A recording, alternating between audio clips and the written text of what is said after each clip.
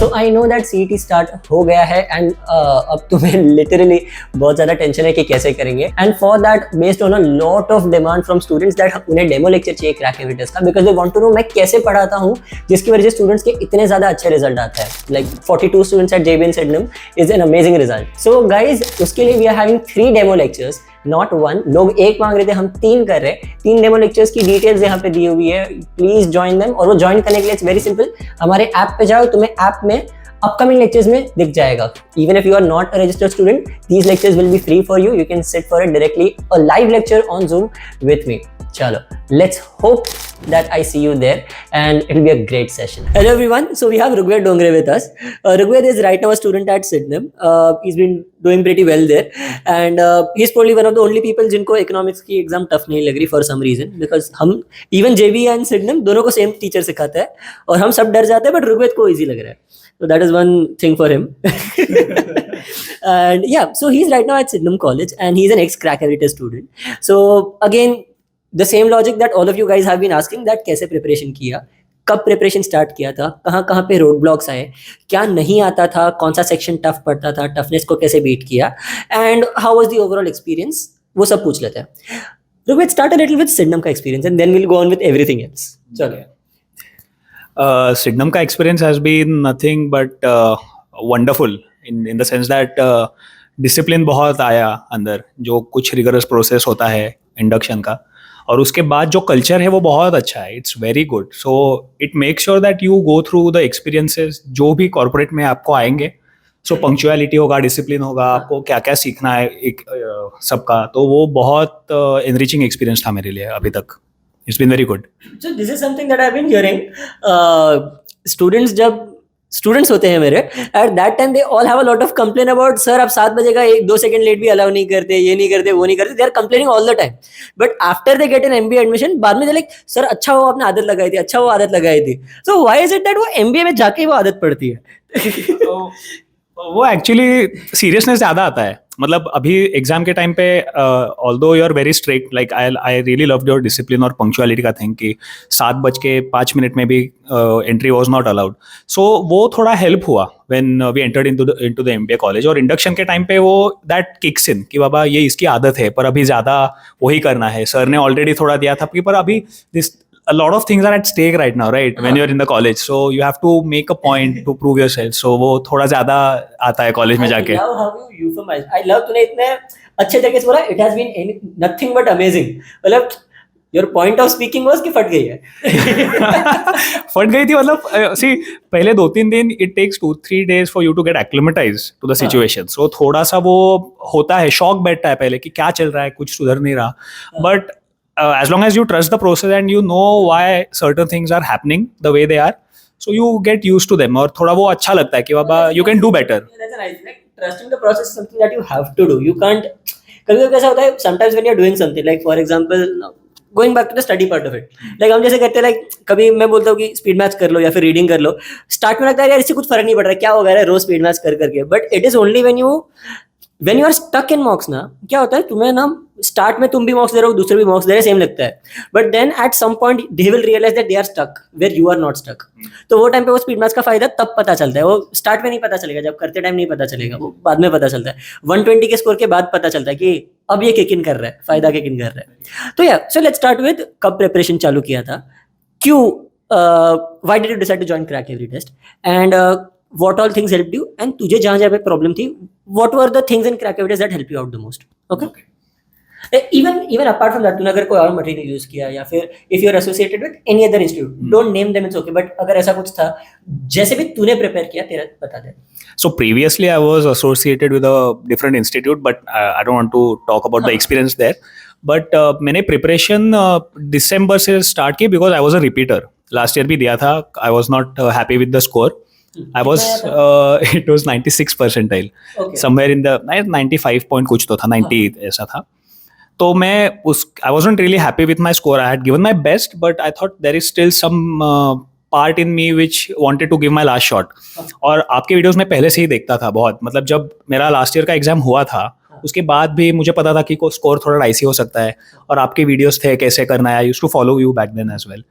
तो वो वीडियो देख के मुझे वो था कि आपका जो द वे यू टीच ना, वो थोड़ा सा मुझे बहुत हिट हुआ कि this is something that can make me better. Basic से लेके क्लियर करना होगा या फिर नए कुछ कॉन्सेप्ट्स होंगे।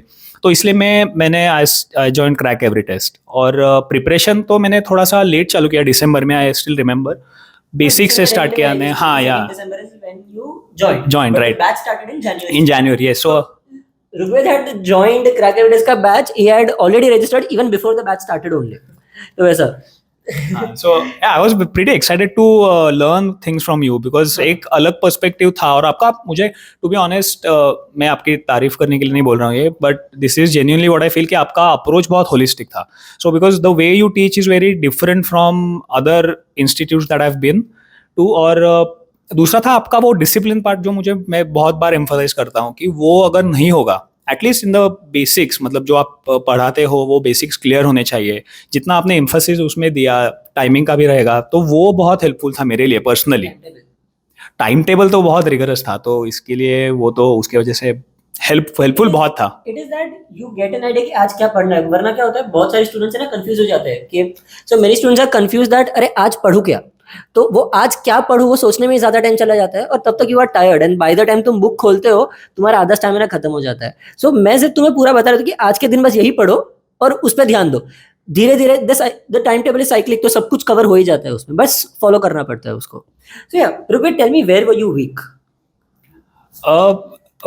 I was primarily weak at quants in the sense कि मुझे concepts internally some concepts were clear, but the application part, because this is a speed game, so वो speed में कैसे apply करना है, that was the main issue with me. तो the thing is कि आपके जितने examples थे और आपका जो टाइम टेबल आपने डिजाइन किया था, especially in the last 25 to 30 days, तो that helped me कि उसके पहले जो प्रिपरेशन था for you to get to that point कि आप now you the time game begins, कि आपको अभी टाइम क्लॉक इन करके सब सॉल्व करना है, तो वो बहुत हेल्पफुल था। क्वांट्स में मुझे बहुत इशू था। स्टार्ट से ही बोल रहा हूं, स्टार्ट से ही टाइमर लगा के पढ़ाई करो। तो इस बार ऑल द बैचेस जो जून में चालू हुआ, वो वाला बैच को टाइमर की पूरी आदत लग गई है, सो उनको मॉक्स में टाइमर की टेंशन नहीं आती। They are only about strategy अच्छा चाहिए, क्योंकि टाइमर तो हैंडल हो रहा है, उनसे आदत पड़ गई है टाइमर की। और स्ट्रेटजी भी मैं बोलूंगा कि पहले आपने जो स्ट्रेटजी बनाई थी, that was very helpful to deal with both kind of test. एक तो नॉर्मल सेक्शन वाइज था और जंबल था, बिकॉज वी डिडंट नो कौन सा टेस्ट आएगा। सो आपने जो बोला था वो that help me to mentally get prepared for both the test, क्योंकि you don't know on the day क्या आने वाला है। तो I was very much prepared. और मॉक टेस्ट भी थे ऐसे ही कि जो जंबल्ड अप भी थे और सेक्शन वाइज भी थे, तो इसके हिसाब से एक ही स्ट्रैटेजी लगा के just go with the flow और जो टैकल करना है क्वेश्चन को, तो वो बहुत हेल्पफुल था आपका टाइम के हिसाब से। Exactly. Yeah. So it's more about, like, this is something that I'll tell you. The strategy that I give the students or I teach, it is more about managing your stress much better than managing your time. क्योंकि अगर stress manage हो जाता है ना, तो time खुद से manage हो जाएगा, but stress manage करो, that is more important.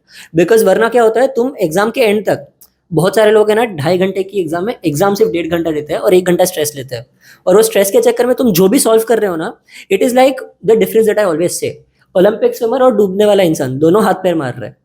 The difference is उसको ओलंपिक स्विमर को पता है हाथ पैर कैसे मारना है, और डूबने वाला इंसान ज्यादा थक जाता है। That is the only difference. या तो what in crack evidence help you out the most, like what activities that we conducted help you out the most?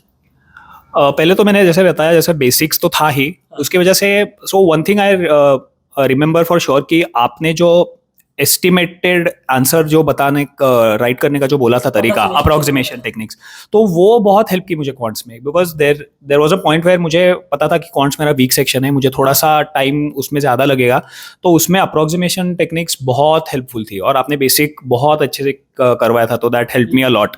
और सेकेंड थिंग वॉज आपने जो live mock test solving session था, I remember it was 6 long, हाँ mock बड़ी 6 hour long session था, you were solving the test live. तो that help me in a way कि आप कैसे सॉल्व करते हो एक क्वेश्चन को, टैकल कैसे कर सकते हो, क्योंकि there are multiple ways you can solve a question, you just have to be very efficient in solving that. So वो बहुत ज़्यादा पर्सपेक्टिव्स अलग अलग सीखने को मिले मुझे, और आई एम श्योर बहुत लोगों को मिले, और हम एक दूसरे के साथ भी कांटेक्ट करके देख रहे थे कि कौन सा सेशन में कौन सी टेक्निक यूज की, मेरी ये थी, तुम्हारी कौन सी थी, तो that help me very much. बहुत सारा ग्रुप स्टडी होता है ना, तब immediately there is an effect that comes in.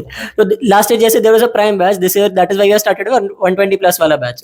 Last year prime batch became 120. इस बार we are starting off it based on the mock scores only. ये अपने को मॉक स्कोर्स में 3 मॉक्स में आ रहे हैं 120. Go to the batch, go to the group. वो ग्रुप में ग्रुप स्टडी होगा, डाउट सॉल्विंग अलग से होंगे. And main thing is the group study only, because normally क्या होता है 120 के स्कोर पे है ना, तुम्हें आजू बाजू लोग दिखते नहीं जिनको इतना स्कोर आ रहा है, तो तुम खुश हो जाते हो, अरे मुझे बाकी सबसे ज्यादा स्कोर आ रहा है, तो तब ज्यादा पढ़ाई करने का मन नहीं करता. और जब when you come in the group you will realize that अरे मुझे अकेले को नहीं आ रहा है, लोगों को मेरे से ज्यादा भी आ रहा है. एंड अगर मुझे 120 आ रहा है पर मेरा क्वांट्स वीक है, उस बंदे का स्ट्रांग है, लेट्स लर्न फ्रॉम हिम. तो यू से दैट मेरा वीक है, चल यू ऑलरेडी नो दैट मेरी कुछ वीकनेसेस है, उस बंदे की भी वीकनेस है. What I am strong at, मेरा एलआर स्ट्रॉन्ग है, उसको एलआर पजल्स आता भी नहीं बट फिर भी उसको 120 आ रहा है. You try to learn from the other person के, अगर उसको ज्यादा अच्छा आ रहा है, उसको जो चीज मुझे आती है उसको नहीं आती but still is able to score, मतलब is better at something else. तो सब अपने अपने सब दूसरों के स्ट्रेंथ से सीखते हैं और अपनी वीकनेसेस वैसे कम हो जाती है. तो that is why working a good study group really helps. So that is what we try to help out the students most with. And I guess that is the reason why the result भी अपना काफी अच्छा है. We thought it's 42 but turns out that there is one student in Sydenham that we forgot to count. So now it's 43 students at Sydenham, JB and Sydenham. So that is a great thing for us. तो yeah, that was a surprise. In fact, रुकविंद ने मुझे बताया कि sir ये student का नाम शायद sir आपने ग्रुप में नहीं डाला है. मैंने कहा अरे नहीं पता था मुझे. तो हाँ, तो I guess that's it. Rukvind, thank you so much for the interview and I hope many of you got to learn a few things that कैसे इसने अप्रोच किया था और क्या क्या इसने चेंज किया था. And if there are any doubt just post them in the comments. I hope that Rukvind will at least for some time come and answer the comments. At least ऐसा रहेगा तो 2-3 दिन बाद रुकविंद बस वीडियो पे देख लेना, मोस्ट कमेंट्स 2-3 दिन में आ जाता है. एंड उसके बाद जस्ट एक बार आके सारे कमेंट्स को रिप्लाई कर देना. That be very helpful. Okay, तो guys he is ready for it and you can contact him on LinkedIn, Rukvind Dongre. Okay, चलो bye everyone. I hope this video was helpful to all of you.